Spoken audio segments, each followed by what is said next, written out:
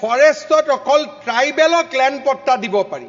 আমি এইবাৰ আগুৱাই গৈ চিন্তা কৰিছো যে নহয়, মৰাণ মটকৰ দৰে খিলঞ্জীয়া জাতি জনগোষ্ঠীকো লাগিলে আইন সংশোধন কৰি হলেও আমি ফৰেষ্টত অধিকাৰ দিম।